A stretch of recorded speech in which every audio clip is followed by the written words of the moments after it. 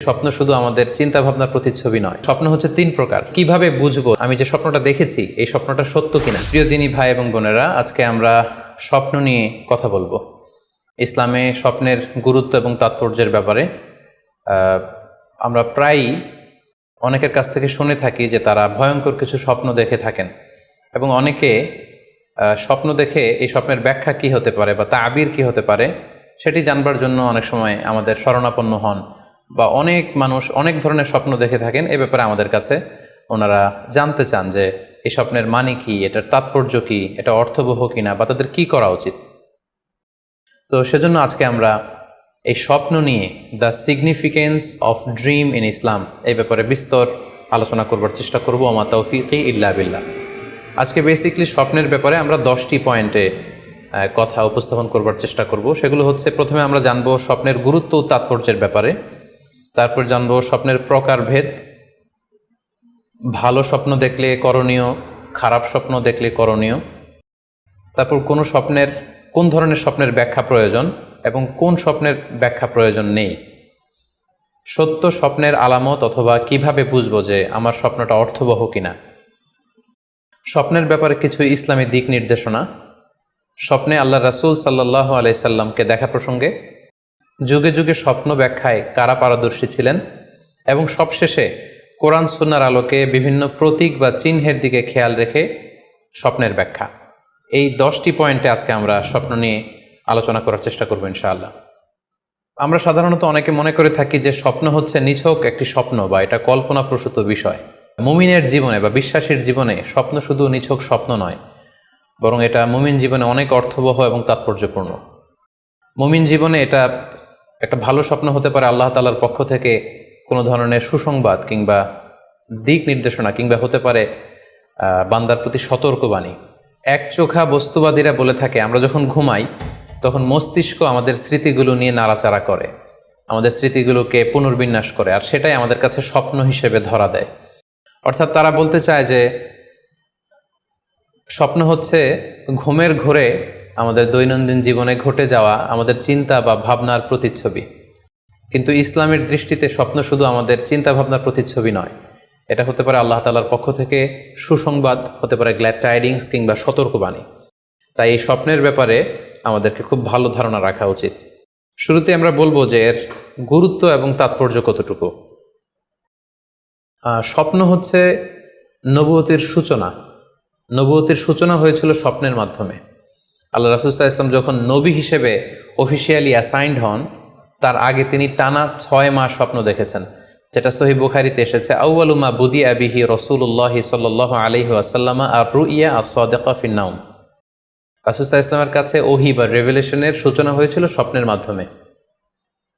ফাকানা লা ইয়ারা রুইয়া ইল্লা জাআত মিসলা ফালাকিস সুবহি। আর রাতে স্বপ্নে রাসূল সাল্লাল্লাহু আলাইহি ওয়াসাল্লাম যা দেখতেন, দিনের বেলা সেটা প্রভাতের সূর্য কিরণের ন্যায় রাসূল সাল্লাল্লাহু আলাইহি ওয়াসাল্লামের কাছে সুস্পষ্ট হয়ে যেত। অর্থাৎ যা তিনি রাতে দেখতেন স্বপ্নে, দিনের বেলা সেটাই হুবহু ঘটে যেত। তো এই হাদিস থেকে আমরা বুঝতে পারি যে স্বপ্ন হচ্ছে ওহীর সূচনা, অর্থাৎ ওহীর সূচনাটা হয়েছিল স্বপ্নের মধ্য দিয়ে। পাশাপাশি আমরা জানি যে ইব্রাহিম আলাইহিস সালাম উনি স্বপ্নে দেখেছিলেন যে উনি ওনার কলিজার টুকরো সন্তান ইসমাঈল আলাইহিস সালামকে জবাই করছেন, যেটা সূরাতুস সাফফাতের 102 নম্বর আয়াতে আল্লাহ তাআলা আমাদেরকে বলছেন। ইব্রাহিম আলাইহিস সালাম বলেছিলেন, ইয়া বুনাইয়া ইন্নী আরা ফিল মানামি আন্নী আযবাহুক ফানজুর মাযা তারা। অর্থাৎ, হে আমার সন্তান ইসমাইল, আমি স্বপ্নে দেখেছি যে আমি তোমাকে জবাই করছি, এখন তোমার অভিমত কি, তোমার অপিনিয়ন কি? সাইয়েদনা ইসমাঈল আলাইহিস সালাম বলেছিলেন, ইফআল মা তুমার সাতাজিদুনি ইনশাআল্লাহু মিনাস সাবিরিন। মানে বাবা, আপনি স্বপ্নে যা দেখেছেন আপনি সেটাই করেন, আপনি আমাকে ধৈর্যশীলদের অন্তর্ভুক্ত পাবেন।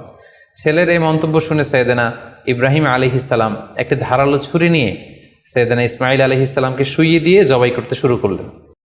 তো এই ঘটনা থেকে বোঝা যায় নবীদের স্বপ্ন এটা সাধারণ কোনো স্বপ্ন নয়, এটা ওহীর অন্তর্ভুক্ত। নবীদের স্বপ্ন যদি নিছক স্বপ্নই হতো, তাহলে একটা স্বপ্নের উপর ভিত্তি করে সাইয়েদনা ইব্রাহিম আলাইহিস সালাম ওনার সন্তানকে জবাই করার জন্য উদ্যত হতেন না। তার মানে বোঝা গেল নবীদের স্বপ্ন হচ্ছে এটা মিন ওয়াহিল্লাহ, এটা আল্লাহ তাআলার পক্ষ থেকে নবীদের প্রতি ওয়াহি। পাশাপাশি আল্লাহ রাসূল সাল্লাল্লাহু আলাইহি ওয়াসাল্লাম যখন মক্কার কাফিরদের দ্বারা অত্যাচারিত হয়ে মদিনায় হিজরত করেছিলেন, মদিনায় যাওয়ার প্রায় 6 বছর পরে 6ষ্ঠ হিজরিতে তিনি স্বপ্ন দেখলেন যে তিনি আবার মক্কায় ফিরে গিয়েছেন। সেখানে তিনি মসজিদুল হারামে প্রবেশ করেছেন এবং বাইতুল্লাহ শরীফ তিনি তাওয়াফ করছেন। তো এই স্বপ্ন দেখার পরে আল্লাহ রাসূল সাল্লাল্লাহু আলাইহি ওয়াসাল্লাম সাহাবাদেরকে নিয়ে ওমরা করার জন্য মক্কায় রওনা হলেন। এটাই প্রমাণ করে যে স্বপ্ন যদি নবীদের জন্য নিছক স্বপ্ন হতো তাহলে এই ঝুঁকি, এই রিস্ক আল্লাহ রাসূল সাল্লাল্লাহু আলাইহি ওয়াসাল্লাম নিতেন না। কিন্তু এই ঝুঁকি নিয়েও তিনি ওমরা করতে গিয়েছিলেন, যদিও সে বছর তিনি ওমরা করতে পারেননি, ওনাকে ফিরে আসতে হয়েছিল। তৎপরবর্তী বছর অর্থাৎ 7ম হিজরিতে তিনি এই ওমরাটি সম্পাদন করেছিলেন। তো এই আয়াত এবং রাসূল সাল্লাল্লাহু আলাইহি ওয়াসাল্লামের এই ঘটনাকে কেন্দ্র করে বোঝা যায় স্বপ্ন শুধু নবীদের জন্য স্বপ্ন নয়, এটা ওহীর অন্তর্ভুক্ত। সূরাতুল ফাতিহা আল্লাহ তাআলা ইরশাদ করছেন, লাকাদ সাদাকাল্লাহু রাসূলাহুর রুইয়া বিল হক লা তাদখুলুন্নাল মাসজিদাল হারামা ইনশাআল্লাহ। অর্থাৎ আল্লাহ তাআলা আপনার স্বপ্নকে হে নবী অবশ্যই সত্যায়ন করবেন এবং অচিরে ইনশাআল্লাহ আপনি মসজিদুল হারামে ওমরা করার জন্য প্রবেশ করবেন। তাহলে প্রথমে আমরা জানলাম যে নবীদের কাছে ওহীর সূচনা, বিশেষ করে রাসূল সাল্লাল্লাহু আলাইহি ওয়াসাল্লামের কাছে ওহীর সূচনা হয়েছিল স্বপ্নের মধ্য দিয়ে।